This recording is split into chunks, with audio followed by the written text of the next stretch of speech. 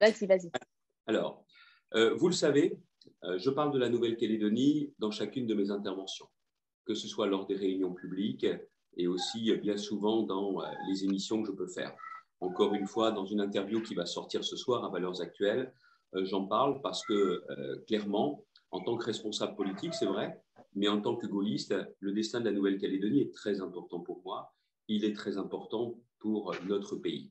Le destin de la France et celui de la Nouvelle-Calédonie, pour moi, sont étroitement liés. Je le dis souvent, vous m'avez certainement entendu le dire, mais je sais que vous avez aussi un sentiment, Pierre m'en a souvent parlé, vous avez l'impression d'aimer la France avec passion, mais que la France ne vous le rend pas aussi bien et aussi fort. Je veux vous dire que je prends l'engagement en tant que président de la République, si les Français me font confiance, que cela va changer. Parce que aujourd'hui, il faut bien que l'on comprenne que si la France veut garder sa place dans le monde, l'axe de raisonnement ces dernières décennies a été l'axe atlantique. Or là, tout est en train de se déplacer dans le Pacifique. Or, grâce à la Nouvelle-Calédonie, Wallis-et-Futuna et la Polynésie, la France est une grande puissance pacifique. Et je pense que les décennies qui viennent, les 30 ans, les 50 ans qui viennent, vont complètement changer le regard de la France et des Français sur la Nouvelle-Calédonie. Excusez-moi de prendre ce recul, mais c'est aussi la raison pour laquelle à la fois le scrutin du 12 est si important, et c'est la raison pour laquelle, je pense, nos concitoyens vont arrêter de se dire « bon, le caillou, il est loin, est-ce que c'est si important ?» pour bien comprendre que si on veut continuer à jouer un rôle de puissance mondiale, la Nouvelle-Calédonie est effectivement essentielle. Le rendez-vous du 12 décembre. Le rendez-vous du 12 décembre, alors si vous pouvez me donner un peu les dernières informations que vous avez sur place, je suis très preneur. Les indépendantistes ont décidé pour le moment de ne pas participer au vote, c'est leur choix politique. Mais une chose est certaine, c'est que même s'ils ne participent pas au vote, vous le savez bien, les campagnes, je suis bien placé pour le savoir en ce moment encore, une campagne dynamique, active jusqu'au bout, c'est la meilleure façon d'éviter toute mauvaise surprise. Et vous le savez également, police que nous sommes, c'est qu'il n'y a que les campagnes qu'on ne mène pas et qu'on ne mène pas à fond qui réservent effectivement de mauvaises surprises. Donc le rendez-vous du 12 décembre, il est fondamental pour la Nouvelle-Calédonie, il est fondamental pour nous, surtout après ce qui s'est passé avec l'affaire des sous-marins australiens. Moi, je suis frappé par le silence assourdissant de M. Macron sur cette question. Et je pense que, bien évidemment, ce sont les Calédoniens qui vont voter, mais que le président de la République, jusqu'à maintenant, n'ait pas fait part de sa préférence, je pense que c'est une faute. Le sort de 270 000 de nos concitoyens ne peut pas laisser indifférent. Et moi, je l'ai dit, la Nouvelle-Calédonie, soit elle reste française, soit clairement, elle deviendra chinoise. Il n'y a pas d'autre option. On peut tourner ça dans tous les sens. La réalité, effectivement, est là.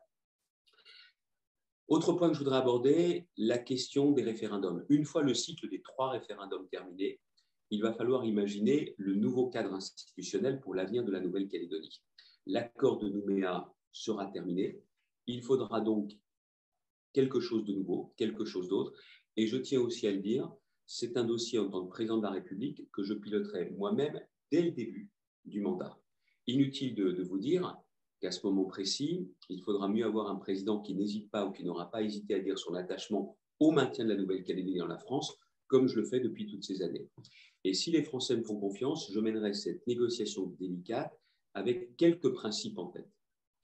Le premier, c'est le respect des votes du 4 novembre 2018, du 4 octobre 2020 et du 12 décembre 2021. Les citoyens calédoniens, je pense, je le souhaite de toutes mes forces, auront décidé de rester dans la France. Il ne faudrait pas qu'on obtienne à Paris, par des arrangements de couloirs dont vous avez trop souvent souffert dans le passé, un résultat contraire ou de chercher à revenir tout ou partie sur ce que les citoyens calédoniens auront tranché lors des 3 votes. Ça, c'est le premier point. Le deuxième point, c'est qu'il faut aussi un accord pérenne, c'est-à-dire qui fixe un cadre stable pour la Nouvelle-Calédonie. Il faut donner de la visibilité aux Calédoniens, mais aussi aux investisseurs. Je sais aussi que les investissements aujourd'hui sont au point le plus bas en Nouvelle-Calédonie. Tout le monde est dans l'expectative et ceux qui peuvent placer leur argent ailleurs dans le Pacifique, en Australie ou aux États-Unis, ne se gênent pas pour le faire. Il faut inverser cette tendance. C'est la raison pour laquelle il faut un cadre juridique et une visibilité politique qui soit pérenne. Autre aspect, je pense qu'il faut remettre un certain nombre de choses sur la table. L'accord de Nouméa disparaîtra. Donc, on repart de zéro et on rediscute de tout. Et je pense bien évidemment au corps électoral gelé qui devra disparaître. Cette notion-là, bien évidemment, on ne peut pas continuer à faire comme si on allait être dans la prolongation de ce qui avait été décidé. Ensuite, je ne vais pas vous faire un grand discours sur les propositions en matière économique et sociale. Je le ferai en Nouvelle-Calédonie directement. Mais je sais que la Nouvelle-Calédonie et ses provinces sont compétentes dans la plupart de ces matières. Mais je voudrais vous faire passer un message sur ce qui nous réunit par-delà les océans. C'est l'attachement à la France et l'amour de la France. Moi, je ne supporte pas de voir la France rabaissée, humiliée à l'extérieur. C'est la question des sous-marins australiens, c'est la question de l'Algérie, c'est la question de la Turquie, mais aussi abaissée et affaiblie à l'intérieur. Je ne serai pas un président de la repentance. Je ne serai pas un président qui sera à dire « Oh, la France doit s'excuser ». Je ne suis pas de ceux qui pratiquent le wokisme, la déconstruction, de l'impunité qui est en train de se développer partout sur notre territoire. C'est clairement, j'ai bien conscience qu'il n'y aura qu'un président de la République qui s'appelle Charles de Gaulle, mais qu'il y a une pensée gaulliste, une pensée gaulienne qui nous inspire. Un dernier point sur lequel je voudrais insister avant de vous donner la parole, c'est la sécurité. Moi, je suis favorable à ce que l'État cesse de s'occuper de tout pour qu'il se concentre sur son cœur. Et le cœur de l'État, c'est un cœur régalien.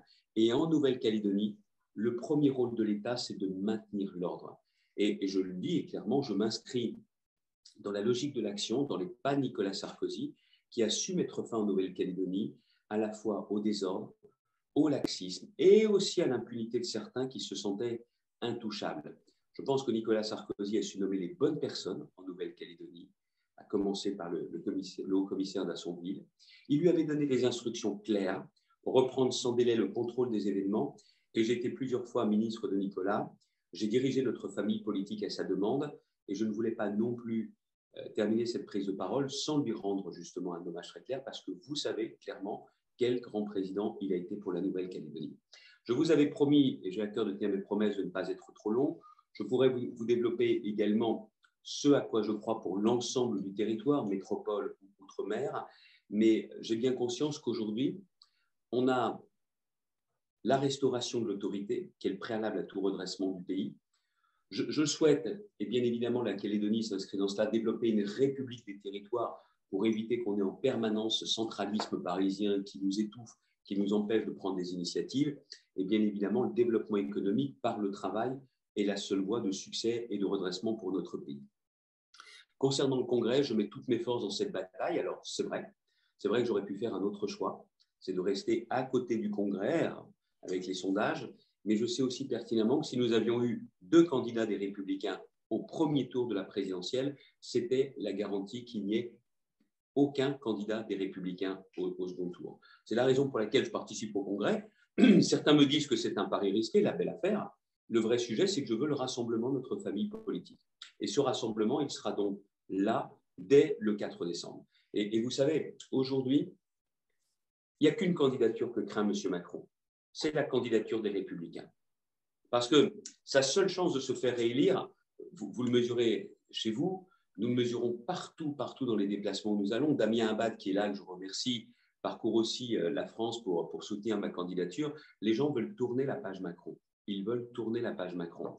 Et ce qui est vrai aujourd'hui, c'est que sa seule chance de réélection, c'est de se retrouver soit face à Mme Le Pen, soit face à M. Zemmour, face aux extrêmes. Et en tout état de cause, je suis convaincu que le 4 décembre, et c'est pour ça que le vote, j'en suis persuadé, sera massif parmi les adhérents, on ne choisira pas le candidat des Républicains, on choisira le prochain président de la République. Et c'est la raison pour laquelle je suis convaincu, vous êtes mobilisés aujourd'hui, il y aura une très forte mobilisation. Écoutez, je vous propose de m'arrêter là et puis qu'on ait l'échange le plus large et le plus direct possible. Il n'y a aucune question tabou, aucune, strictement aucune, mais je suis vraiment ravi que vous ayez accepté de passer du temps pour que l'on puisse échanger. Merci. Je ne sais pas qui anime, je ne sais pas directement qui donne la parole, mais en tout cas, encore une fois, un grand merci.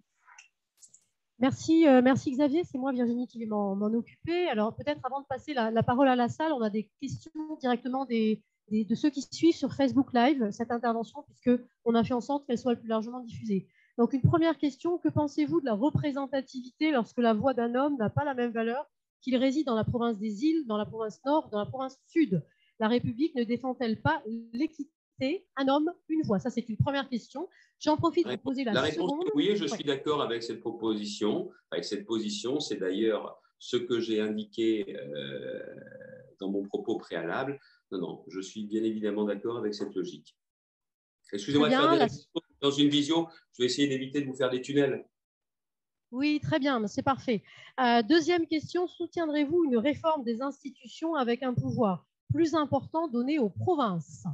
La réponse est oui, c'est la logique de ma République des territoires. C'est vrai pour la Calédonie, c'est vrai pour l'outre-mer, et c'est vrai, je l'avais indiqué dans le discours que j'avais prononcé à Châlons-en-Champagne sur la République des territoires, mon inspiration sur l'ensemble du territoire français, sur le territoire également métropolitain, c'est justement ce qui se fait en outre-mer. Ce que je souhaite, c'est qu'il y ait vraiment une possibilité d'adaptation des règlements et des lois au territoire. Et c'est vrai en métropole, c'est vrai outre-mer. Parce qu'on est à considérer aujourd'hui que la loi doit être la même pour tous. Oui, bien évidemment, on parle notamment de l'aspect régalien, mais il y a un certain nombre d'adaptations qui doivent être possibles. Ma République des territoires vise à transférer plus de pouvoir aux élus, aux élus locaux notamment, mais vise aussi à donner plus de pouvoir à l'État dans les territoires au détriment des directions d'administration centrale. Très bien, merci. Alors, je vais peut-être me tourner vers la salle pour varier un petit peu. Est-ce qu'il y a des questions dans la salle? Il y en a plusieurs. Alors, Stéphanie qui avait levé la main, puis ensuite Nadine. Stéphanie, on t'écoute. Oui, Stéphanie. Monsieur Xavier Bertrand. Oui, Monsieur Xavier Bertrand, bonjour. Bonjour, Stéphanie. Merci vous pouvez lever pour la ce main, partage. je vous vois. D'accord. Bonjour. Monsieur Xavier Bertrand, bonjour. Merci pour ce partage. J'avais une question sur le statut de la Nouvelle-Calédonie que nous pourrions envisager ensemble pour l'avenir, nos enfants et les générations à venir, et sur la chance pour la France à 17 000 km que le drapeau flotte ici chez nous, sur le caillou, comme vous l'avez appelé. Merci. Alors, sur ce sujet, de toute façon, ne nous racontons pas d'histoire. Celui qui m'a donné beaucoup d'orientation, celui avec qui je dialogue beaucoup, c'est Pierre. Et donc, vous ne serez absolument pas étonné de voir un certain nombre de mes propositions qui sont liées aux positions de Pierre en la matière. Alors, là-dessus, ce que je voulais vous... Attendez, je vous en... Ouais. Sur la question de l'évolution... Nous, on entend très bien. D'accord. Sur la question de l'évolution du statut, je vous l'ai dit, les Français me font confiance. Dans ces cas-là, j'engage les discussions très rapidement pour voir, après le cycle de Nouméa, exactement ce que nous devons mettre en place. Alors, là-dessus, j'avais indiqué, parce que je ne savais pas si le gouvernement était prêt, lui, à franchir une étape supplémentaire, j'avais indiqué dans ces cas-là qu'il fallait voir comment nous pouvions obtenir le fait que tout le monde vive ensemble en Nouvelle-Calédonie. Cette base-là, la base que j'avais développée dans une tribune qui date, si je ne me trompe pas, d'octobre, que j'avais publiée dans le Figaro Vox, est-ce que cette voie-là, elle semble toujours d'actualité si nous emportons ce référendum? Pierre est encore là? Il est encore là. Oui. Pierre, que la voie justement dont nous avions parlé, la voie justement que j'ai défendue, nous gagnons le référendum. Est-ce que c'est une base de discussion qui semble effectivement toujours importante, toujours crédible, toujours solide? Oui, je te le réaffirme. En tout cas, je vais d'abord saluer. Tu m'entends, Xavier? Oui, je t'entends. Je voudrais tout d'abord te saluer, bien sûr, et puis te remercier de ton engagement et avec beaucoup d'humilité, saluer la responsabilité que tu as prise. Et nous avons déjà suffisamment parlé pour savoir qu'il a fallu que tu ailles au-delà des intérêts immédiats, peut-être, de façon à rejoindre notre famille politique. Et je voudrais aussi dire à mes camarades qui sont là ce soir que, effectivement, Nicolas t'a nommé en son temps, mais il y a déjà plusieurs années, en responsabilité de notre famille politique. Et je voulais témoigner qu'une des premières des choses que tu as faites, c'est de m'appeler dans ton petit bureau là-bas à l'Assemblée nationale pour te demander de te parler de la Nouvelle-Calédonie. En tout cas, merci encore. Et puis, une dernière chose, je voudrais dire aussi à mes amis et à ceux qui nous écoutent que lors d'un rendez-vous il y a quelques semaines avec le groupe LR au Sénat, tu es arrivé dans un silence. Ça n'a pas pu t'échapper. Et tu es parti sous les applaudissements. Et il n'est pas... Tu sais que c'est quand même une drôle de maison, le Sénat. Hein. Mais ça veut dire que chaque jour, je suis persuadé que tu progresses vers le but que tu t'es assigné. S'agissant du référendum et le lendemain du référendum, nous prenons, nous sommes très attentifs à ce qui se passe heure par heure chaque jour. Et je peux t'assurer que nous prendrons toutes les initiatives utiles pour que, au lendemain du référendum du 12 décembre, nous ayons encore une chance de reconstruire un vivre ensemble. C'est vrai, ces dernières années, c'est un peu peu. Merci encore et puis bonne journée. Merci. Donc, Pierre, ce que tu me dis aujourd'hui, c'est que les propositions que j'avais pu faire, notamment en octobre, sont celles qui peuvent servir de base intelligente pour l'avenir. Donc, soyons très clairs et rentrons un court instant dans le détail pour Stéphanie qui me posait la question. Il n'est pas question de morceler la Nouvelle-Calédonie. La morceler, ce serait un contresens, comme je le disais à l'époque, un contresens historique, ce serait un contresens géopolitique majeur, un contresens économique. Mais par contre, la question que j'avais posée et que je pose à nouveau, c'est la question de la différenciation provinciale dans l'unité française.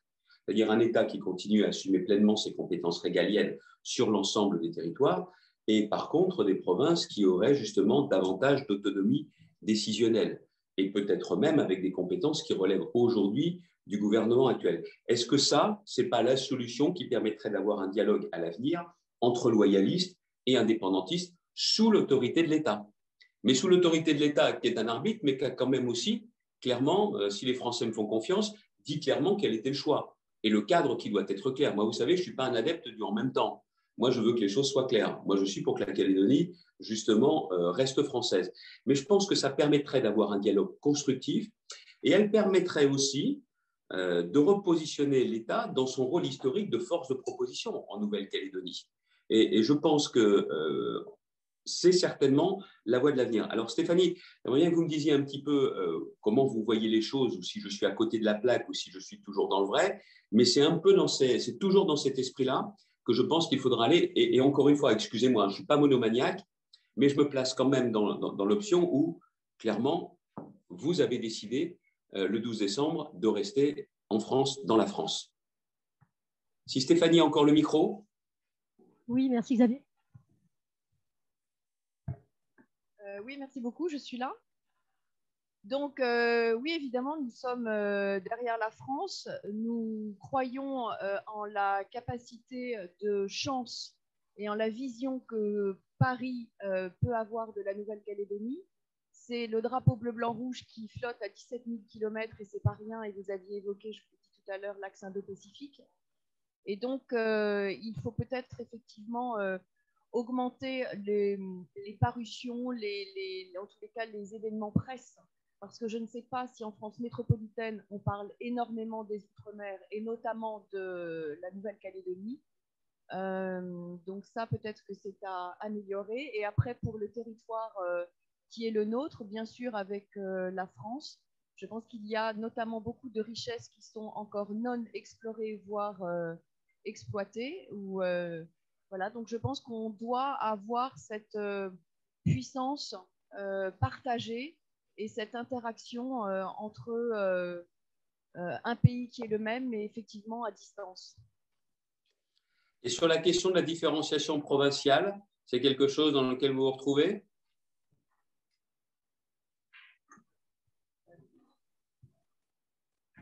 Xavier, ce sont des débats qu'on a beaucoup entre nous en ce moment. On en discute beaucoup au sein de notre formation politique. Et donc, mais c'est quelque chose, c'est des pistes ou des réflexions effectivement qu'il faut envisager.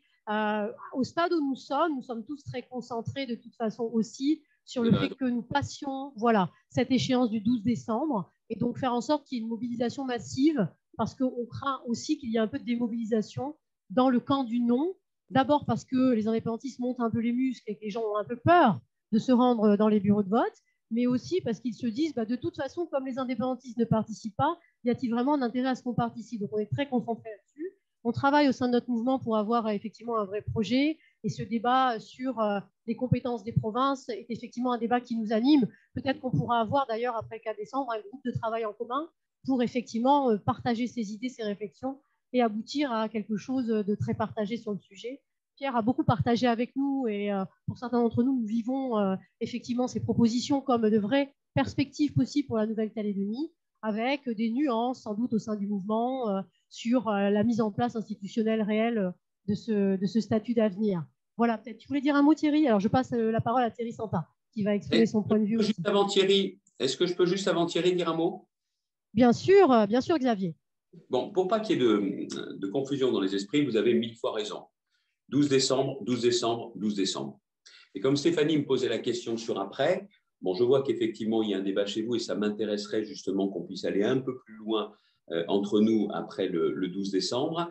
Moi, je crois beaucoup à cette question justement de davantage d'autonomie, mais dans les territoires, c'est vrai en métropole, ça veut donc dire justement sur une organisation provinciale. Mais quand je vais dans cette direction, c'est aussi des pouvoirs qui ne sont pas régaliens, qui sont transférés de l'État dans les territoires. C'est la même logique que j'ai partout en France. Parce que vous voyez, moi, je ne vais pas vous faire le coup, vous savez, j'étais ministre, je sais comment on fait tourner l'État et patati patata. Le vrai sujet aujourd'hui, c'est qu'on a besoin de l'État là où il doit être fort, le régalien. Pour le reste, les orientations, c'est l'État, mais bon sang qu'on fasse confiance aussi très clairement. Et là, aujourd'hui, on a un nœud français qui est notre fonctionnement politico-technocratique et administratif. C'est ça le fond du problème. Et c'est ça que je veux changer. C'est pour ça que cette voie-là, j'en avais parlé avec Pierre, me semblait vraiment très pertinente pour l'avenir. Il ne s'agit pas de trancher maintenant, mais ça m'intéresse vraiment qu'on puisse avoir les discussions après le 12 décembre. Et d'ailleurs, j'ai bien l'intention, très clairement, de venir avant l'élection présidentielle, vous rendre visite, mais pas la visite éclair, de passer aussi du temps. Excusez-moi, je sais que quelqu'un a un micro, je n'avais pas entendu son prénom. Thierry ? Oui, bonsoir Xavier. Est-ce que vous pouvez me dire ce que vous faites à chaque fois? J'allais le dire, Xavier, Thierry Santal, président du Rassemblement, ancien président du gouvernement, président du en activité pro. Et aujourd'hui membre du gouvernement de la Nouvelle-Calédonie. Mais en activité pro? En activité professionnelle, je n'ai pas trop le temps d'avoir une activité professionnelle à côté, Xavier, je suis désolé. Mais avant, tu en avais une? Avant j'étais haut fonctionnaire, secrétaire général de commune. Très bien, d'accord, ok. Donc voilà, donc d'abord, merci de cet échange ce soir. Et si je peux me permettre d'apporter quelques éléments de réponse à la question que tu posais sur le principe de la différenciation provinciale, qui est porté donc par Pierre aujourd'hui et avec lequel tu as pu beaucoup échanger, je comprends, sur le sujet. C'est un débat aujourd'hui qui a lieu en Nouvelle-Calédonie au sens large, mais aussi au sein du Rassemblement. Ce qui est certain, c'est que le constat qui est fait fondamentalement aujourd'hui, c'est que les Calédoniens ne vivent pas de la même façon dans chacune des provinces aujourd'hui. Un Calédonien qui vit en province sud ne vit pas de la même façon qu'un Calédonien qui vit dans le nord ou, a fortiori, dans les îles, qui aujourd'hui sont des îles qui sont entièrement coutumières. Le nord est plus mixé, plus mélangé. Le sud, quasiment pas coutumier. Même si un Calédonien qui vit dans l'agglomération du sud ne vit pas de la même façon qu'un Calédonien qui vit en brousse, en province sud. Donc il y a vraiment des différences de vie, de mode de vie en Nouvelle-Calédonie et qui se caractérisent peut-être davantage par les logiques institutionnelles provinciales. Donc, dans le futur statut de la Nouvelle-Calédonie, c'est un fait qu'il faut qu'on prenne en considération d'une manière ou d'une autre. On ne peut pas imaginer une Calédonie totalement unique, puisque dans la réalité, ce n'est pas le cas. Encore une fois, la vie n'est pas la même dans chacune de nos provinces. Et c'est ce qui fait nos différences, c'est ce qui fait nos spécificités, mais c'est ce qui fait, j'en suis convaincu, aussi notre richesse. Le débat qui reste en suspens, c'est la nécessité ou pas de garder une entité malgré tout institutionnelle Nouvelle-Calédonie. Oui. D'une nature ou d'une autre, pour l'instant, c'est vraiment quelque chose qui est en vrai débat. Ce qui est sûr, en tout cas, c'est que ça ne peut pas être le Congrès tel qu'il est aujourd'hui et le gouvernement tel qu'il est aujourd'hui. Ça, c'est évident, pour la simple et bonne raison, c'est qu'on en arrive à un stade de la fin de l'accord de Nouméa où les indépendantistes président chacune de ces deux institutions territoriales, alors qu'on sait tous que la majorité des Calédoniens n'est pas indépendantiste.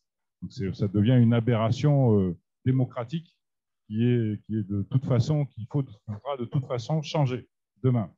Donc c'est tous ces éléments-là qui sont en réflexion, mais comme on vient de le dire, tous nos efforts aujourd'hui, toute notre énergie aujourd'hui est consacrée à la campagne du non pour éviter que nos concitoyens se démobilisent du fait de la non-participation des indépendantistes en pensant que la partie est gagnée. Ce n'est pas forcément la peine finalement de faire l'effort d'aller voter le dimanche 12 décembre. Peut-être mieux d'aller faire un coup de pêche ou de faire autre chose. Comme ça qu'on dit chez nous, hein, Xavier. Là, l'idée, c'est vraiment de leur expliquer qu'il ne faut pas baisser les bras, bien au contraire. Il faut rester mobilisé, il faut aller voter le 12 décembre. Malgré la non-participation des indépendantistes, il faut que le résultat de ce référendum ait malgré tout une forme de signification. Et cette signification, c'est par le nombre de noms qui vont s'exprimer. Il faut faire en sorte que le nombre de noms qui vont s'exprimer soit supérieur au précédent référendum, aux deux précédents référendums. C'est ça l'objectif que nous nous sommes fixés. C'est sur cet objectif-là que nous concentrons encore une fois tous nos efforts aujourd'hui, et de manière à ce que, même s'il, en finale, ne sera pas légitime au sens politique du terme, je parle du troisième référendum, qu'il soit au moins significatif au sens politique du terme. Voilà l'objectif, et là-dessus, on fait tous les efforts qu'il faut, y compris les efforts de travailler avec tous nos autres partenaires loyalistes. C'est compliqué aujourd'hui, je ne te le cache pas, mais malgré tout, tout le monde reste dans cette dynamique parce que l'objectif commun qui est le nôtre est suffisamment grand pour qu'on puisse dépasser un petit peu nos petites querelles internes les uns et les autres et se concentrer sur ce 12 décembre qui est fondamental pour l'avenir de notre pays. Voilà ce que je voulais dire, Xavier. Alors, attends Thierry, si tu peux garder le micro, ou je ne sais pas si Virginie le reprend, plusieurs choses. Moi, j'aime beaucoup votre état d'esprit. C'est-à-dire que les indépendantistes ne veulent pas participer, mais vous y allez à fond jusqu'au bout. Parce que c'est vrai que l'importance du score sera déterminante. Nous, le sentiment que l'on a aujourd'hui, c'est que de toute façon, la volonté du gouvernement, du pouvoir en place aujourd'hui, c'était de dire, bon allez, vous revotez jusqu'au moment où clairement, il y a une évidence, c'est l'indépendance. Et c'est vrai que j'ai le sentiment, je vous parle franchement, hein, c'est que vous avez très bien vu quels étaient les enseignements à tirer du deuxième scrutin, avec justement la montée des indépendantistes. Et là, ce que je vois, c'est un état d'esprit hyper combatif. Et franchement, je veux le saluer, parce qu'il n'y a aucune fatalité à avoir une marche vers l'indépendance. En tout cas, moi, c'est ma conviction.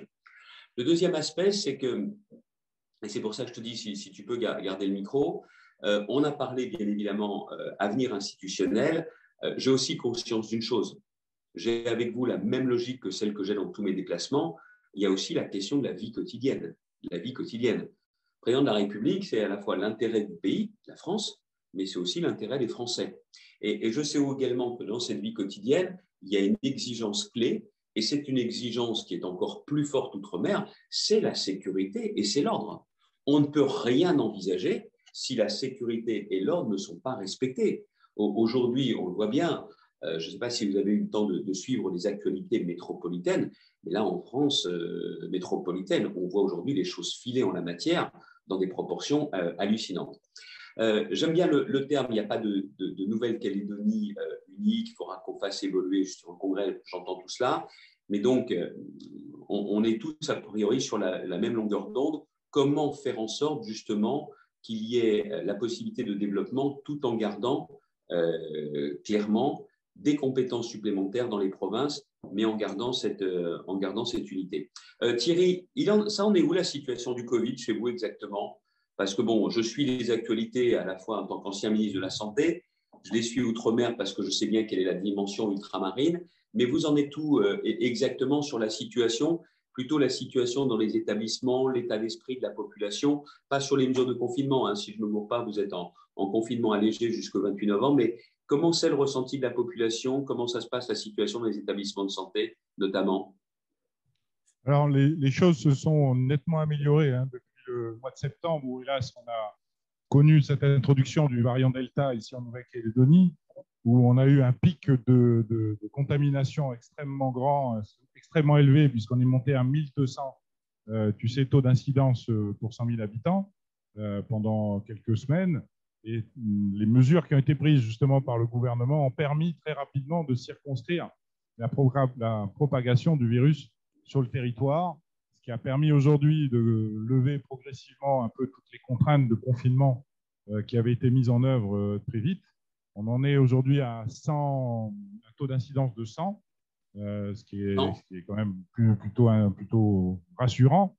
On a un plateau là depuis maintenant 2 semaines qui varie entre 120 et 90 et qui a permis justement de considérer que la tenue du 12 décembre, du référendum le 12 décembre, devenait évidente, quoi.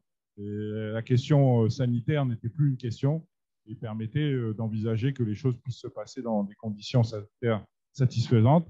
L'état d'esprit de la population m'inquiète un peu, pour être très honnête, puisque justement, les gens ont l'impression qu'on est quasiment sorti d'affaire et que tout va bien et respectent de moins en moins les consignes sanitaires. On s'efforce de les rappeler, mais malgré tout, on ressent un peu ça. Bon, j'espère que ça n'aura pas d'incidence trop forte, trop dure sur une reprise de l'épidémie. Ce n'est pas ce qui est constaté, je te le dis depuis 2 semaines, tant mieux. Mais quand même, on sent un relâchement un peu général dans la population, alors qu'on devrait encore, jusqu'à la fin du mois de novembre au moins, et peut-être même un peu plus au mois de décembre, continuer, je pense, à respecter encore quelques contraintes sanitaires, et en particulier tout ce qui est gestes barrières et autres, que vous avez connu bien plus que nous, hélas, en métropole. Et tu vois, Thierry, partout, les gens en ont marre. C'est un tunnel qui semble interminable. Nous avons, nous, en métropole, une reprise épidémique, comme dans toute l'Europe continentale. On a 20 000 cas. On a eu 20 000 nouveaux cas hier. Et c'est vrai que nous, on est face à un autre risque. C'est pour ça que j'insistais sur ce point. On a les hôpitaux qui sont, très sincèrement, hein, pas seulement à cause du Covid, mais dans certains endroits, certains hôpitaux au bord du collapse. Hein, parce qu'on a des soignants qui ont été héroïques, mais qui n'en peuvent plus. Et chez nous, surtout, c'est l'absence de perspective. Le gouvernement a mis en place donc, le Ségur de la santé, sauf que si tout se réglait à coup d'argent, ça se saurait. Mais j'ai un peu cette inquiétude sur la façon dont l'hôpital, bien évidemment, peut tenir. Même un rebond épidémique sur une nouvelle vague, ça n'aura rien à voir avec ce qu'on a connu la première fois, mais on est un peu en risque. Et on voit bien à la fois nos concitoyens qui ne savent plus trop sur quel pied danser.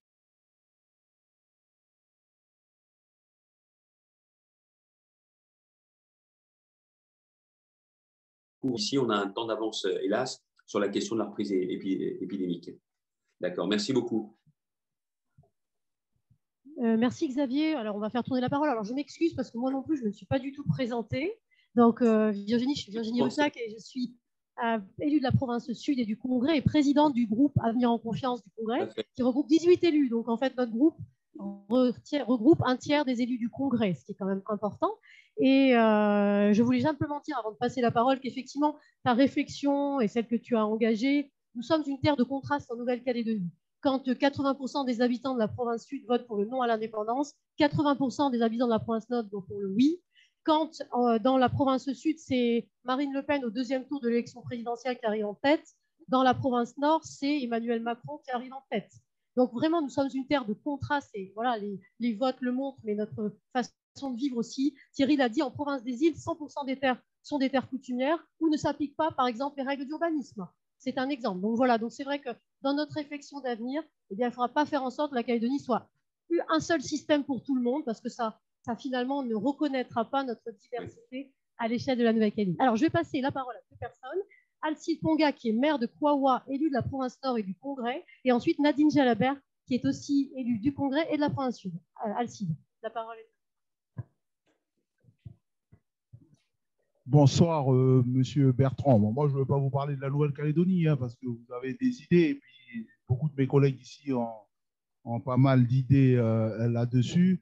Je vais réitérer les remerciements que le sénateur a dit tout à l'heure, parce que Au début, on parlait de vous en France, nos différents candidats républicains. Je vous avoue qu'on en avait peur un peu. On ne savait pas trop où c'est qu'on allait, même si Christian Jacob nous disait ici, on va essayer de tenir la baraque.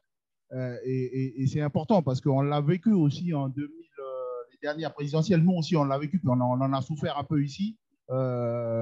Certains sont partis pour Nicolas, d'autres pour François.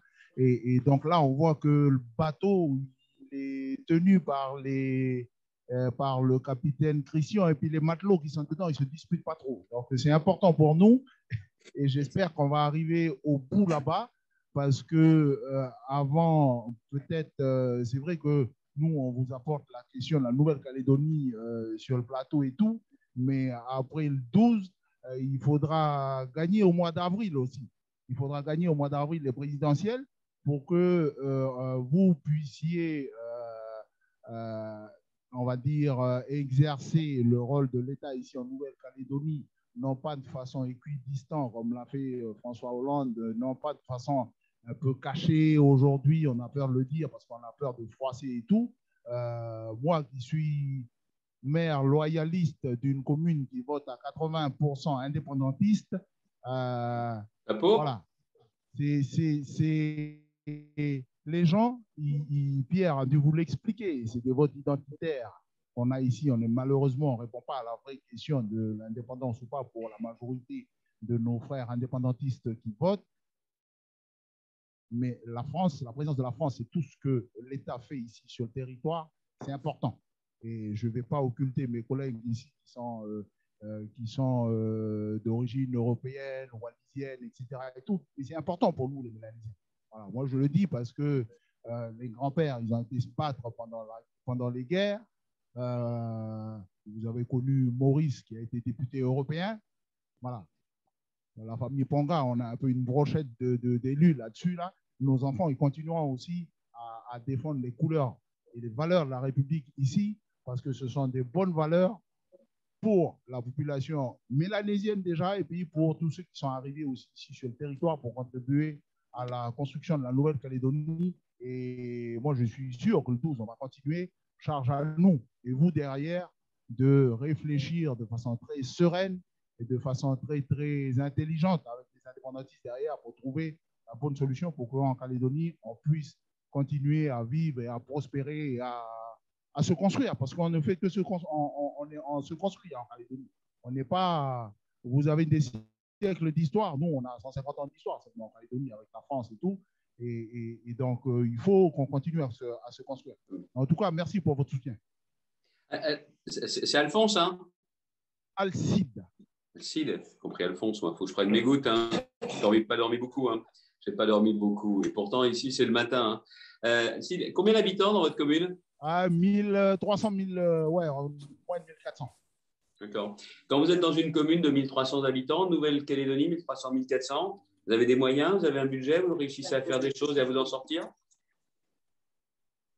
Il y a quelqu'un qui sourit à côté.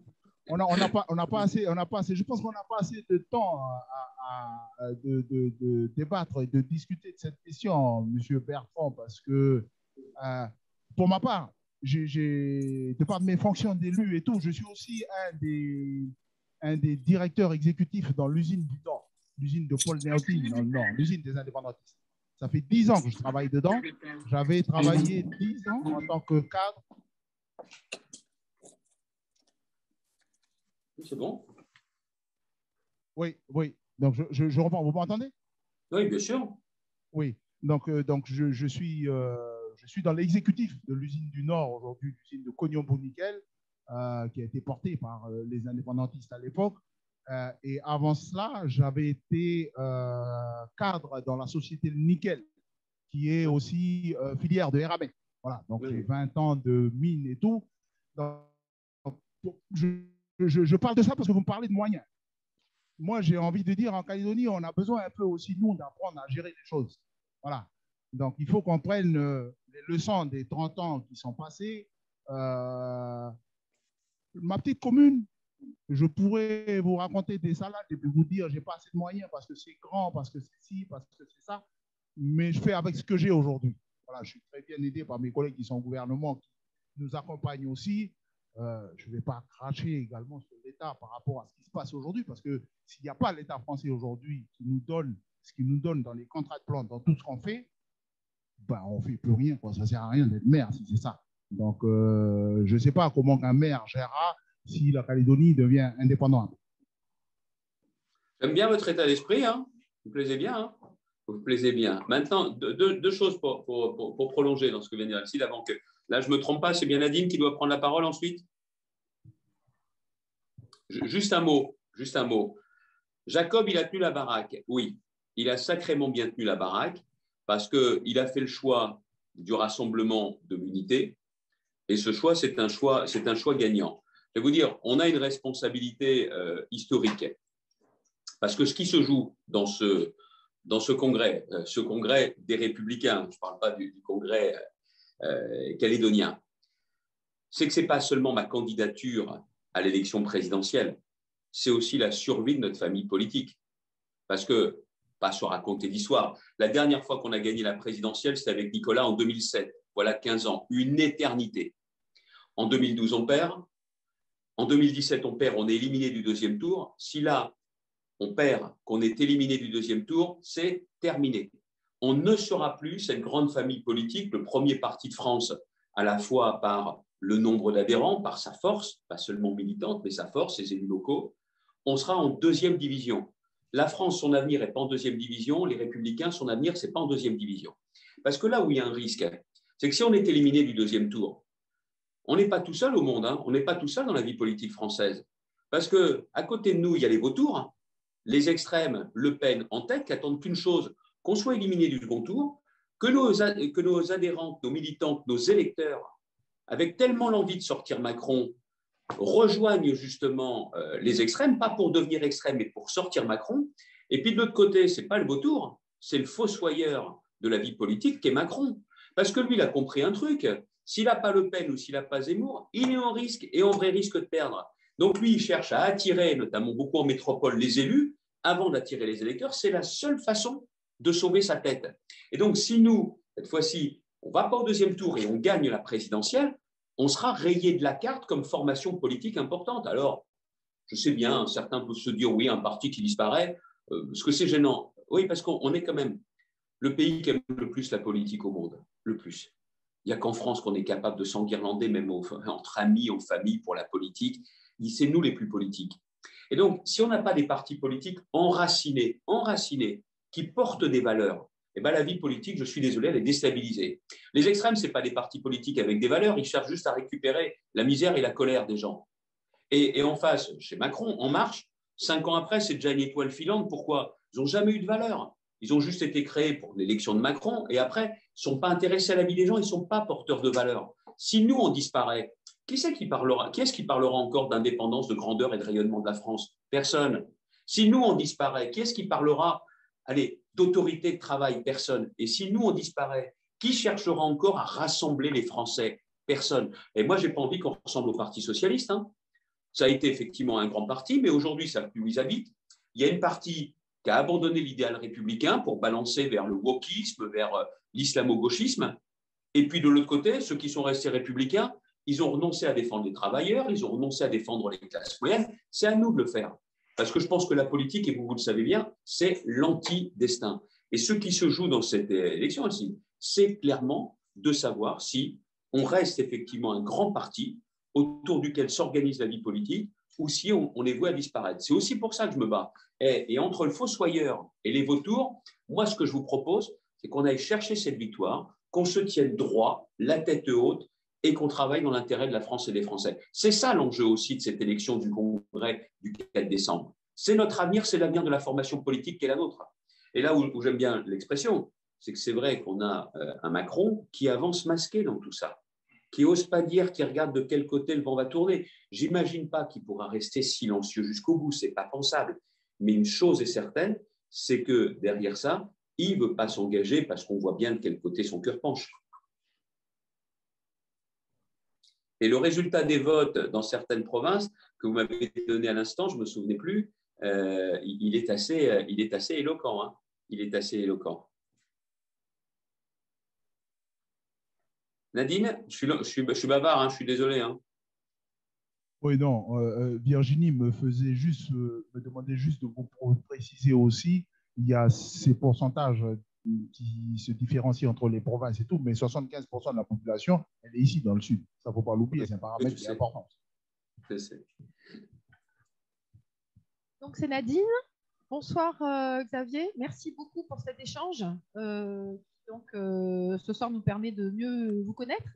Je suis donc Nadine Jalabert, je suis sage-femme de formation et je suis présidente de la Commission des droits de la femme et de la famille au Congrès de la Nouvelle-Calédonie. Voilà, je suis conseillère municipale dans la petite commune de 27 000 habitants au Mont d'Or. Et donc, je suis très impliquée dans la condition féminine, forcément. À ce sujet, il y a quand même 49% de femmes en Nouvelle-Calédonie qui sont de potentielles électrices et pour lesquelles il faut effectivement défendre la citoyenneté française et tous les profits, tous les bénéfices qu'elle peut leur apporter, à savoir la défense des droits des femmes civils, sociaux, économiques, voilà, de droits à l'éducation, à la santé, à la contraception, à l'avortement. Je suppose que vous aussi, dans votre département, vous avez des soucis au niveau de violences intrafamiliales et conjugales. Une femme sur 3 meurt en France. Et donc, une femme, tous les 3 jours, meurt en France sous les coups de son compagnon, ex-compagnon. Ici, on est avec des chiffres qui ne sont pas trop récents. Une enquête de 2003 qui donnait déjà une femme sur 5, puis une enquête de du CESE, Comité environnemental, social, économique, en 2017, où on a un chiffre de 19% de femmes qui sont victimes de violences. J'aurais voulu savoir connaître. Oui, vous voulez prendre la parole, excusez-moi. J'ai bien entendu le chiffre, une femme sur 5. Oui, voire une femme sur 4. Donc, on est le territoire ultramarin qui a le triste record de violences faites aux femmes. Et donc, à ce titre, la tâche est très, très ardue. J'aurais voulu connaître votre vision de la politique publique, de l'efficacité, la politique publique efficace pour lutter contre ces violences, notamment ici les addictions, parce que l'alcoolisme est un fléau et souvent présent dans plus de 50% de cas de violences intrafamiliales et conjugales, donc impact également sur la famille, sur les enfants, donc la délinquance également. Donc, en termes de moyens de prévention, quelle est votre vision de politique publique? Bien sûr, en France, c'est différent, mais bon, ici, on a des copier-coller, voilà. Nadine, gardez le micro, s'il vous plaît. Merci. Oui. Non, gardez le micro, s'il vous plaît. Un point. Comment ça se passe en structure d'accueil quand on a des violences intrafamiliales? Pour moi, ce que je souhaite, c'est que ce soit le violent qui soit éloigné, que ce soit le violent qui quitte le domicile. Mais aujourd'hui, qu'est-ce que vous avez comme structure associative? Qu'est-ce que vous avez justement comme capacité d'accueil? Qu'est-ce que vous avez comme capacité de formation pour permettre à des femmes victimes de violences de pouvoir se reconstruire et de pouvoir également envisager d'autres activités et une nouvelle vie? Qu'est-ce que vous avez exactement? Excusez-moi, je ne suis pas du tout un singe savant, donc c'est pour ça que je vous pose ces questions, parce que je vois bien ce que je veux faire, mais ça dépend aussi du niveau des structures que vous avez aujourd'hui sur place. Pardonnez-moi. Alors, je vous remercie de me poser la question. Donc, en gros, on a vraiment une seule structure qui fonctionne, donc une association privée qu'on appelle l'association d'entraide sociale le foyer Béthanie, qui fonctionne avec des fonds publics, mais qui, à mon sens, permet à la fois l'accueil et la réinsertion par le travail, l'accompagnement des personnes, des femmes qui sont accueillies. On est limité à 3 enfants, dont le plus âgé qui ne doit pas avoir plus de 13 ans, donc c'est compliqué. Donc, il peut accueillir 80 personnes, donc avec une partie accueil d'urgence, une partie avec un accueil, avec un accompagnement long terme, donc c'est des femmes qui se sont déjà un peu plus reconstruites, qui ont un travail rémunéré, qui participent au paiement de leur logement. La province sud vient de terminer, on va inaugurer bientôt un accueil supplémentaire de 18 places, près d'un autre gros centre d'accueil qui s'appelle les Manguiers, et où on a 18 villas et où les missions premières étaient d'abord d'accueillir des familles dans la précarité. Et malheureusement, on observe aussi des phénomènes de violence dus à l'alcoolisation. Ensuite, nous avons un dispositif qu'on appelle les centres d'hébergement de l'insertion sociale, qui sont des petites entités qui s'occupent des SDF, qui s'occupent des femmes seules, qui s'occupent, la RAPSA, des anciens prisonniers à réinsérer. Mais je vous ai senti partir sur les agresseurs. Effectivement, on a une entité qui s'appelle le Relais de la province sud, qui s'occupe du traitement des victimes et des victimes d'agression et des auteurs, qui travaillent sur injonction du tribunal principalement, mais aussi à la demande spontanée de personnes qui voudraient bénéficier de son aide. Voilà. Alors ça, tous les uns.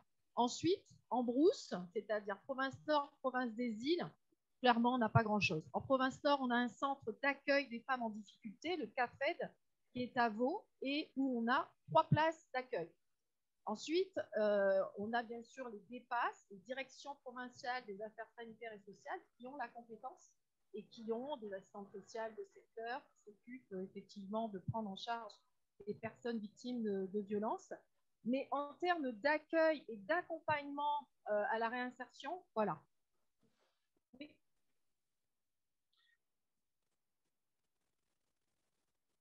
Oui, il y a effectivement… J'entends pas ce que quelqu'un vous dit, Nadine, pardon. Oui, en fait, ma collègue, Laura Vandégou, qui est donc la présidente provinciale sud de la condition féminine, m'indiquait qu'effectivement, la province sud a, comme je vous dis, 18 places, mais a aussi absolument relais qui, effectivement, peuvent bénéficier à des femmes qui peuvent participer pour une petite partie au loyer, qui ont un accompagnement psy, en même temps psy dépasse, quoi, assistante sociale, travailleur social. Et donc, ça dit ce que ça veut dire, c'est un appartement relais pour ensuite arriver à de nouveau réorienter sa vie de manière plus saine, on va dire, et dans la reconstruction. Voilà. Alors, vous parliez de l'éviction du conjoint violent. Excusez-moi, juste vous dire, parce que vous avez déjà senti qu'on est sur des statuts différents. Il y a le statut civil de droit commun et le statut civil de droit particulier, donc de droit coutumier. L'éviction du conjoint violent, c'est compliqué sur terrain coutumier. Et on arrive là, voilà. Et donc, on va bientôt parler de cette problématique-là dans le cadre au Congrès d'un examen de texte sur l'ordonnance de protection. Et on s'est déjà rendu compte de la difficulté de mettre en place effectivement la procédure d'éviction du conjoint violent sur terrain coutumier, puisque l'homme est attaché au clan, à sa terre, et il est très difficile d'un point de vue sociétal de mettre en place cette mesure. Elle est possible, mais on a besoin d'aide. Voilà. Donc c'est tout ce travail de concertation qu'on a envie d'initier au travers de cette ordonnance de protection. Donc on a envie de dire qu'une partie des femmes de Calédonie est peut-être un petit peu moins chanceuse, entre guillemets, enfin, en tout cas en matière d'éviction de l'agresseur. Dans certains endroits, c'est compliqué. Voilà. Je ne sais pas si j'ai été claire. Alors, Nadine, vous m'entendez bien? Je m'entends. D'accord. Les questions que je vous posais correspondent aussi aux priorités que je me fixais. Je pense que c'est à l'État de dire clairement comment on veut protéger de ces violences intrafamiliales, de ces violences faites aux femmes, de ces féminicides. Mais moi, vous savez, j'ai appris une chose, que ce soit en tant que ministre, maire ou président de région, les grands discours ne suffisent pas. Et j'avais été marqué justement par ce qu'avait fait M. Macron, les grands discours, tout le monde se lève, tout le monde applaudit. Comment ne pas être d'accord? Le vrai sujet, c'est comment ces politiques-là changent sur le terrain. Comment, notamment, ceux qui reçoivent les plaintes sont vraiment formés pour bien accompagner. Et puis, d'autre part, c'est quelles sont les solutions. Donc, moi, je suis attaché, je vois bien ce que vous voulez dire sur la question du droit coutumier, au fait que ce ne soit pas la femme qui doit partir quand il y a des violences, c'est l'agresseur qui doit l'être. Et ensuite, d'expérience, je crois que si l'État doit fixer le cap, doit s'assurer que les résultats sont là, je pense qu'il faut aussi beaucoup passer, et je n'hésite pas à le faire, par les associations. Mais attention, en fixant des objectifs précis, en signant des conventions d'objectifs et de moyens, mais pas avec des financements ou des conventions annuelles. Ça ne suffit pas pour s'organiser et pour vraiment planifier les choses. Moi, je suis en la matière pour des conventions pluriannuelles pour qu'on ait, en ce qui concerne les associations, suffisamment de visibilité, soit pour recruter, soit pour pouvoir engager des actions d'accompagnement, de formation et aussi de sensibilisation pour la prévention. Et puis, il y a les structures.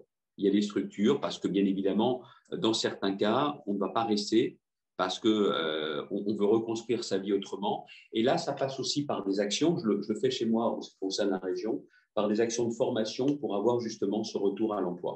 Donc, vous voyez, c'est tout un ensemble qui va de la prise en compte des plaintes, parce que là, il y a tout un travail de formation de celles et ceux qui reçoivent les plaintes. Mais encore une fois, ce n'est pas l'État qui doit tout faire avec des fonctionnaires si on a des associations suffisamment costauds qui sont prêtes justement à s'engager, mais à condition qu'il y ait des conventions pluriannuelles pour donner toute cette visibilité. L'autre point, ministre de la Santé un jour, ministre de la Santé toujours.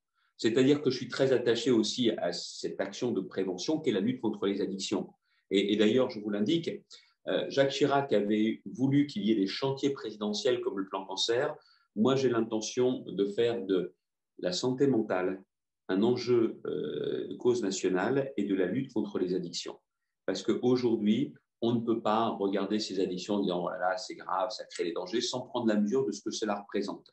Alors, c'est vrai qu'il y a différentes formes d'addiction, on parlait de celle à l'alcool, mais tout ça crée des ravages. Tant qu'on n'est jamais concerné directement, personnellement, on a peine à mesurer ce que ça représente, mais j'ai bien l'intention d'engager une action de fond en la matière. Alors, président de la République, je ne vais pas me transformer en ministre de la Santé, hein, mais je sais que l'articulation, l'organisation qu'avait voulu Jacques Chirac était vraiment intéressante, parce qu'un chantier présidentiel, vous savez qu'il y a le président qui est derrière, qui veut que ça avance, et j'ai bien l'intention de le faire, notamment concernant la question des addictions. Merci. On passe la parole à Laura Vendégou, qui va se présenter. Bonsoir, Monsieur Bertrand. Je suis Vendégou Laura. Ravie de vous rencontrer. Je suis aussi également, comme mes collègues, élue à la province Sud et au Congrès de la Nouvelle-Calédonie. Comme l'a dit Nadine, je suis aussi présidente de la commission de la condition féminine sur le territoire de la province Sud. On ne va pas revenir sur les dispositifs qui ont été mis en place par la province, que Nadine a été meilleure avocate que moi. Par contre, en plus de ces rôles d'élus, je suis aussi également conseillère adjointe dans l'autre commune loyaliste où ils votent à 70% indépendantistes. Donc, je veux parler de l'île des Pins. Vous avez peut-être connu mon père, qui est Vendégou-Hilarion, qui était maire, grand chef coutumier et sénateur de la République française. Et je le maintiens, sénateur de la République française, non du Sénat coutumier. Donc, dans ces pas, par rapport à cette commune, je voudrais aborder avec vous le sujet de l'environnement. Parce que l'île des Pins, comme vous le savez, est la commune la plus éloignée de la métropole. Non, je ne le sais pas. Et donc, sur ce sujet-là, qui pour moi me semble très important, on vit dans une nouvelle ère où les réchauffements climatiques ont un impact sur tous les continents et pour tous les pays dirigeants de ce monde. Et les premiers impactés seront les pays du Pacifique. Et donc, je veux bien aussi parler de la Nouvelle-Calédonie. Et dans ce sens, nous, on peut le voir sur l'île des Pins, l'érosion des sols, c'est tous les jours. À chaque grande marée, on a du sable, on a de la terre qui s'en va de par les vagues. Et donc, je voudrais juste vous rappeler que l'État français a toujours été avec nous, nous a toujours soutenu les communes comme Kouawa, comme l'île des Pins, comme Wailouf, quand il y a eu des catastrophes naturelles. Mais je voudrais que vous ayez une petite attention aussi par rapport à ces réchauffements climatiques qui touchent tous les pays, mais plus particulièrement les petites communes comme l'île des Pins, les petites îles qui n'ont que ça pour vivre, donc l'activité touristique, mais aussi également la pêche. Donc voilà, merci Monsieur Bertrand de m'avoir écouté. Alors, la première chose, c'est que la transition écologique, il faut qu'on la fasse, et je la ferai. Et pour ne rien vous cacher, ce n'est pas parce que c'est une obligation politique, c'est que je me permets aussi beaucoup de réfléchir et de réagir dans mes fonctions en fonction de ma situation familiale. J'ai 4 enfants, 25, 15 et 3 ans et demi. Le dernier, quand il aura mon âge, je n'ai pas envie qu'il soit dans une planète avec 3 à 4 degrés de plus. Parce que ici en métropole, on se dit 3 ou 4 degrés de plus, qu'est-ce que ça changerait? Ça change effectivement beaucoup de choses et ça veut dire une planète qui est irrespirable par moment et invivable aussi à beaucoup d'autres moments.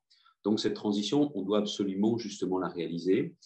La France aujourd'hui, c'est moins de 1% des émissions de CO2. Ce n'est pas pour autant qu'il faut lever le pied, ce n'est pas pour autant qu'il faut se dire on a tout fait. On doit être à la pointe, c'est vrai, partout sur le territoire. Et il y a aussi un autre aspect qui est très important, c'est que je sais que l'outre-mer, c'est un formidable vivier de biodiversité. Et je pense qu'on a parfois un peu de mal, mais j'étais au sommet pour la biodiversité à Marseille début septembre, et je mesure bien tout ce que représente l'outre-mer sur la biodiversité. Donc, il faut à la fois préserver cela, c'est vrai, protéger, et puis il y a la question également de l'érosion, et puis d'un certain nombre d'événements climatiques. Nous, ici, on commence à avoir des orages qui sont terribles, des crues, des inondations, des coulées de boue, mais c'est vrai sur tout le territoire, et outre-mer, vous avez aussi vos problématiques. Je ne sais pas si vous connaissez Jean-François Rapin, qui est le président de l'ANEL, l'Association nationale des élus du littoral, avec lequel je parle beaucoup, qui est très attaché à l'outre-mer, fait partie de ceux qui me conseillent beaucoup sur les questions d'érosion des terres. Et j'ai l'intention également à la fois de mobiliser des fonds d'État, de mobiliser également des fonds européens sur toutes ces conséquences justement des événements naturels et des événements climatiques. Parce que, excusez-moi, je vous interdis de sourire derrière votre masque, mais je n'ai pas les mêmes problématiques, mais j'ai aussi un littoral dans la région des Hauts-de-France. Ce n'est pas le même. La mer n'a pas la même couleur. D'accord, très bien. Vous voyez, je vous ai demandé de ne pas sourire derrière votre masque, mais je vous ai vu effectivement sourire. Mais j'ai les mêmes problèmes, notamment de trait de côte, et je sais pertinemment que ce ne sont pas les collectivités locales seules qui pourront réussir, même si elles se mettent ensemble. Là, on est aussi dans la dimension régalienne qui est celle de l'État. Donc, ces protections, ce n'est pas seulement des protections de la nature, c'est aussi des protections pour les hommes et les femmes qui habitent là-bas. Donc, pour moi, c'est très important. Et après, il y a peut-être aussi une autre dimension. On dit que gouverner, c'est prévoir, ce n'est pas une belle formule seulement. C'est que le rôle des politiques, c'est d'anticiper, de ne pas être seulement dans la réaction après coup, mais c'est d'anticiper. Alors, il s'avère que professionnellement, j'ai été assureur à un moment donné. Et c'est vrai que c'est un peu dans l'ADN des assureurs que de chercher à anticiper au maximum, prévenir plutôt que guérir. Et c'est la raison pour laquelle, sur tout ce que vous avez évoqué, ça résonne beaucoup en moi, parce que ça correspond aussi à mon ADN. Vous voyez, portez tous des masques, il faut savoir qu'en métropole, il y a une époque où on n'a pas manqué de masques. En 2006, quand on a affronté le risque de grippe aviaire H5N1 avant la H1N1, Jacques Chirac m'autorise, je lui propose d'aller faire un voyage en Chine pour voir comment il se préparait. Et en rentrant, je lui dis, bon, ils se préparent, mais si demain ils ont la grippe aviaire en même temps que nous, ils ne nous vendront pas de masques. Et il m'avait autorisé à créer toute une filière indépendante en France, stratégique, de production de masques. Quand je quitte mes fonctions en 2012, il y a 1,3 milliard de masques. Pourquoi ? Pas parce que je suis Superman, hein, c'est tout simplement parce que dans mon ADN, il y a anticiper et prévoir. Et c'est la même logique sur ce que vous venez d'évoquer, mais je le dis, au-delà des questions d'érosion, au-delà des questions justement de protection, il y a encore une fois quelque chose qui est important chez vous, c'est la question de la biodiversité. Et ça, c'est quelque chose qui est… Pour tout vous dire, jusqu'en avril prochain, les Français me font confiance, je continue chez moi dans mon agglomération à être vice-président en charge de la biodiversité. C'est pour vous dire combien ça me passionne. Mais je vous assure, hein, je ne sais pas si vous connaissez, hein, mais la côte Picarde et la côte d'Opale dans les Hauts-de-France, c'est bien aussi. Hein. Bon. Si vous voulez, on a aussi des belles plages sur l'île des Pins. J'attendais. Laura est motivée pour vous accueillir. Alors, si c'est possible, Xavier, on va peut-être donner une dernière fois la parole à un intervenant qui est, en l'occurrence, Lionel Pagalois, qui est un de vos parrains. Voilà. Je sais, merci Lionel. Oui, donc bonjour Monsieur Bertrand, je suis là. Vous voyez, vous m'entendez? Oui, bien sûr Lionel, bien sûr. Ça va?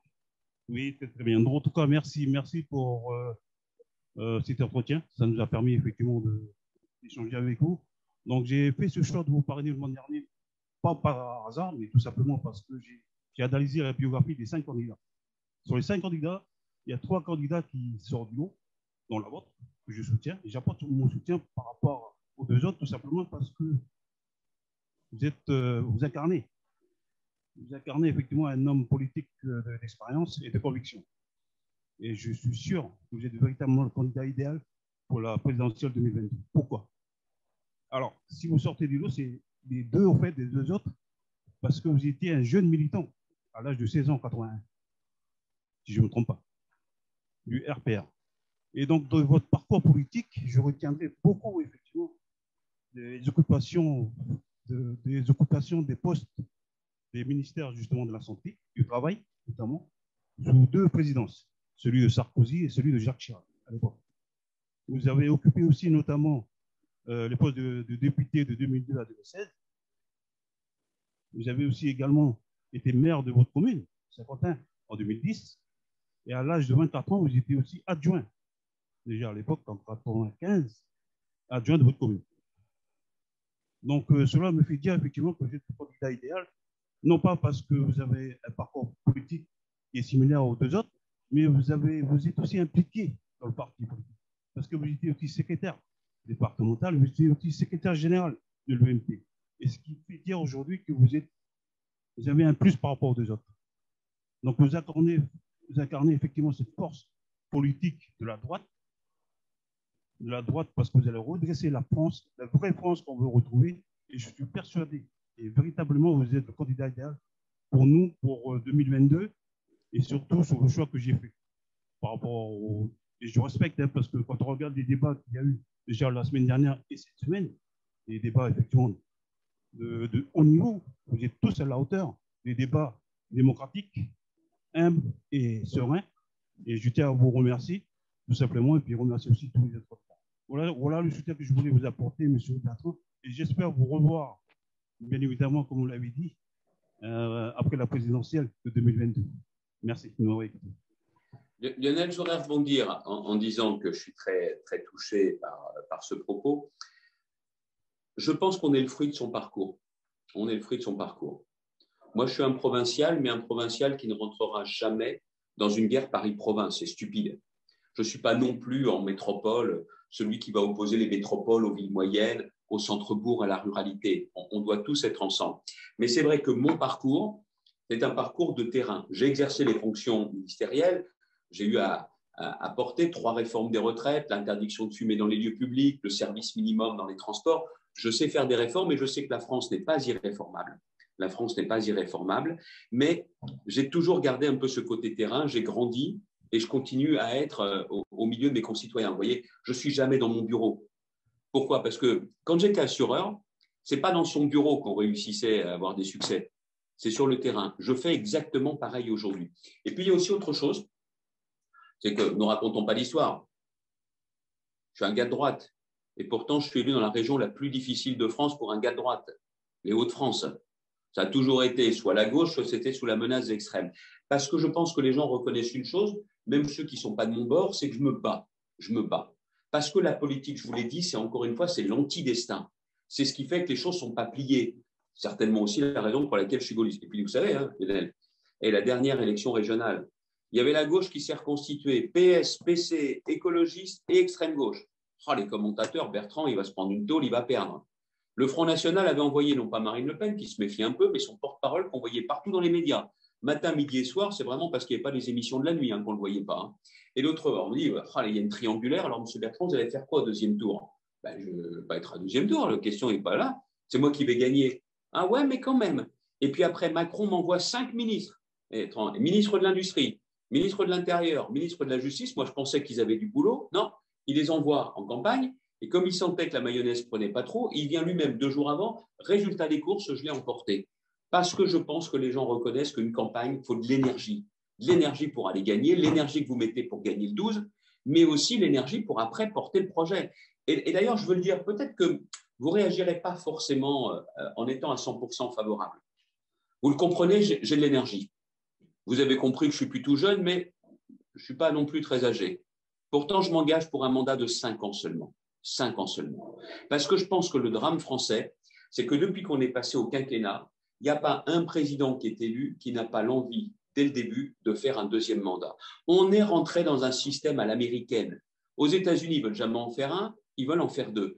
Et en France, c'est devenu aussi un vrai problème. Et du coup, il n'y a pas un président qui ne gère pas les choses en pensant à la suite. S'il n'y avait pas de réélection derrière, mais jamais Macron, il aurait géré la crise sanitaire comme il l'a fait, il aurait eu comme boussole que l'intérêt général, pas ses sondages. Là, vous avez Macron, il fait campagne toutes les semaines avec le chéquier de la France. Il tire des chèques sans provision. Si jamais il n'était pas candidat à sa réélection, il jouerait que l'intérêt général et pas ses sondages. Et moi, vous savez, encore une fois, vous l'avez compris, je ne manque pas d'énergie, mais je pense qu'il faut mettre toute son énergie pour faire bouger les choses, pour redresser le pays, pour réconcilier les Français, sans se soucier de sa réélection. Et c'est pour ça que je suis sur cette logique, en ce qui me concerne, d'un mandat unique. Et vraiment, pour moi, c'est quelque chose de très important. Et l'autre point, c'est que, et franchement, dans les débats télévisés, pour les journalistes qui voulaient qu'il y ait une foire d'empoigne soient un peu déçus, ce n'est pas le problème.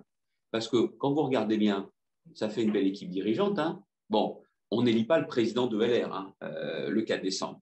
On élit le prochain président de la République. Mais en attendant, vous ne trouvez pas que Valérie Pécresse, Michel Barnier, Philippe Juvin et Éric Ciotti, on ne forme pas tous une belle équipe? Parce que moi, je gagne le 4 décembre. Je veux faire campagne avec eux. Hein. Et le 24 avril, les Français nous font confiance.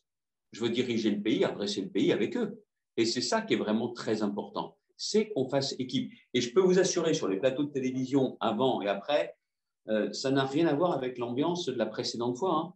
Hein. Précédente fois, on avait le sentiment qu'il y avait tellement de différends entre les uns et les autres que l'ambiance, elle était palpable, quoi. On voyait bien un peu tous les contentieux passés. Là, ce n'est pas du tout le cas. C'est pas du tout le cas. Et je suis intimement convaincu que les gens le sentent. Ils se disent, bon, ils ne se tapent pas dessus. Ça veut donc dire que derrière, ils sont capables de serrer les coudes et de se redresser les manches pour faire du bon boulot. Et ça, je pense que c'est vraiment hyper, hyper important.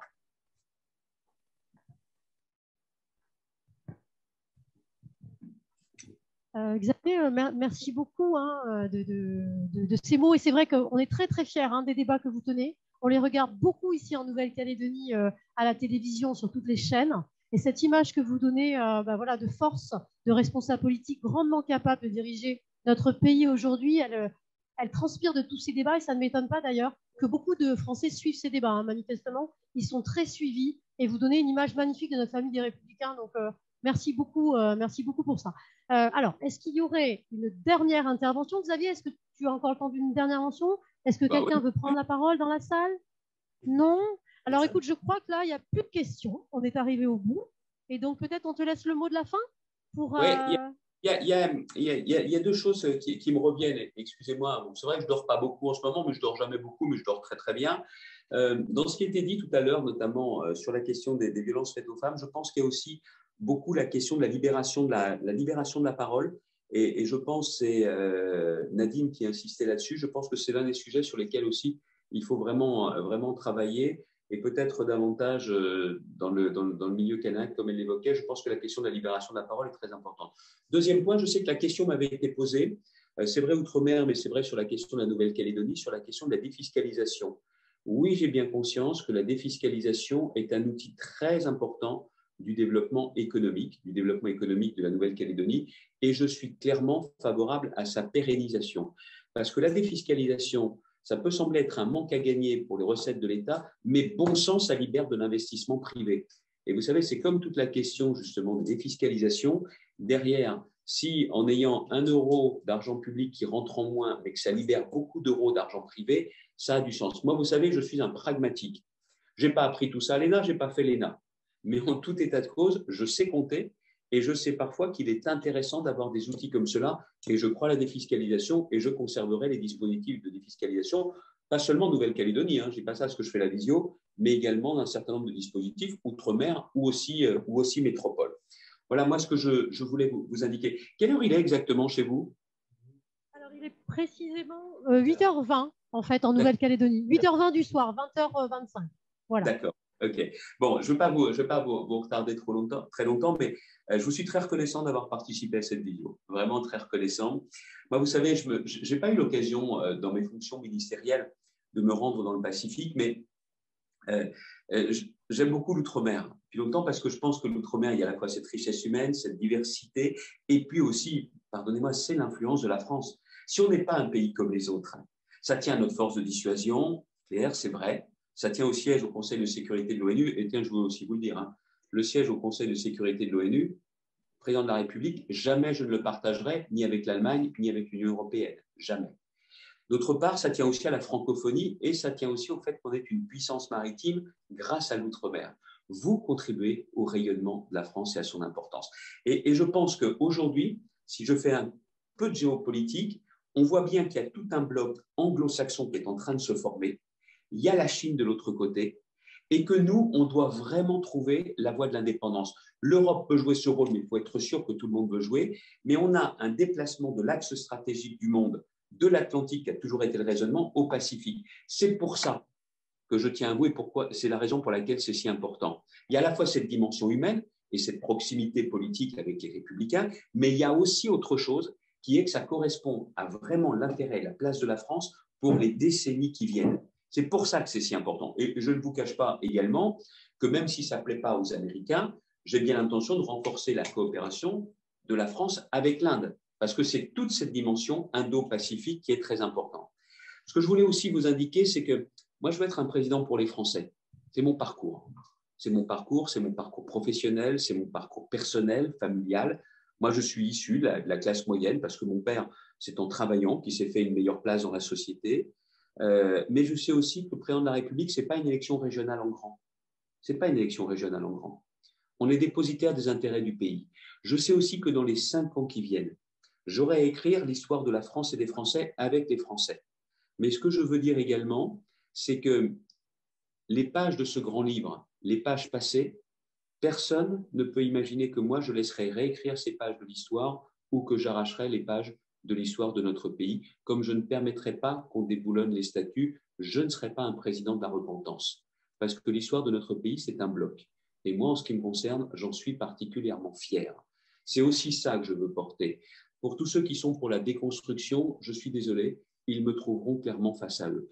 Et donc, j'ai bien conscience qu'il y a à la fois représenter les intérêts du pays qu'il faut redresser, un pays qui ne peut plus être abaissé, qui ne peut pas être humilié, et j'ai aussi conscience que chacun doit trouver sa place. Que l'on réside en Nouvelle-Calédonie, que l'on réside dans les Hauts-de-France, on a sa place dans cette communauté nationale. Vous savez, c'est Jacques Chirac qui disait « Les Français ont des ressources formidables. On n'a pas fini d'étonner le monde. Mais pour étonner le monde, il faut aussi que la France soit forte partout et qu'elle soit forte en Nouvelle-Calédonie. Je prends un engagement devant vous. Si je gagne le Congrès, je gagnerai cette élection présidentielle. Ce ne sont pas les sondages qui vont choisir le candidat. C'est vous qui allez choisir le candidat. Et vous allez le choisir certainement en fonction de son énergie à faire campagne, aller chercher la victoire à la présidentielle. Mais si on gagne cette victoire à la présidentielle, ce n'est pas pour notre famille politique seulement, c'est par rapport à l'idée qu'on se fait de notre pays, de la France et des Français. Je vous remercie très sincèrement d'avoir accepté de passer du temps avec moi en attendant de vous voir. Merci beaucoup, sincèrement. Merci beaucoup. Merci. Et merci à Nathalie également. Merci à Nathalie. Merci, bonsoir à tous et enfin, bonne journée à tous. Merci. Merci beaucoup. Merci à tous. Bonne journée. Un grand merci, Xavier. Merci beaucoup. Salut Nathalie. Salut Virginie, on se parle. À très vite. Et bon courage jusqu'au 12. Bon courage jusqu'au 12, on compte sur vous.